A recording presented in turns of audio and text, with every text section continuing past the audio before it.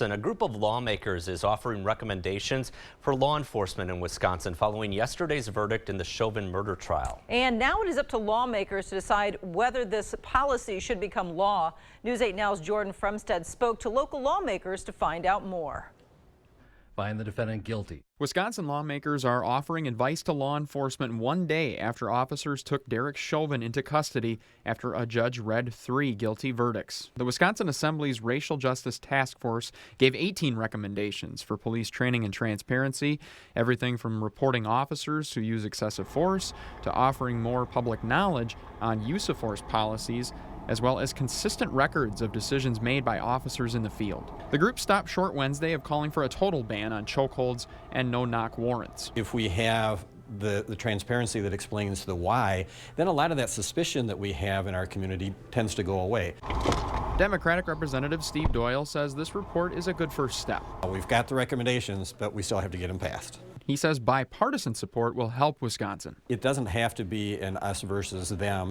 Republican Representative Nancy Vandermeer told News 8 Now in a statement she continues to speak and hear from local law enforcement professionals in the district. She said in part, quote, "I can share that I have no plans to support anything that restricts or prevents the outstanding law enforcement officers in the 70th Assembly District from protecting our citizens, keeping our communities safe, or performing their challenging and noble duties," end quote. Jim Palmer is the executive director of the Wisconsin Professional Police Association, which supports these recommendations. Palmer says this is an opportunity to hear from every voice in Wisconsin. I think law enforcement can benefit from learning how, communities of color and other disenfranchised individuals and groups, how they're affected by certain practices. And I can tell you that there were things that I learned.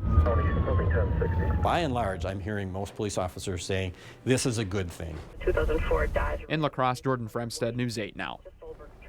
And late this afternoon, Governor Evers did order the Wisconsin State Patrol and other state law enforcement agencies to update their use of force policies to prohibit chokeholds unless used as a last resort. The executive order came after the Assembly's task force issued those recommendations that Jordan talked about.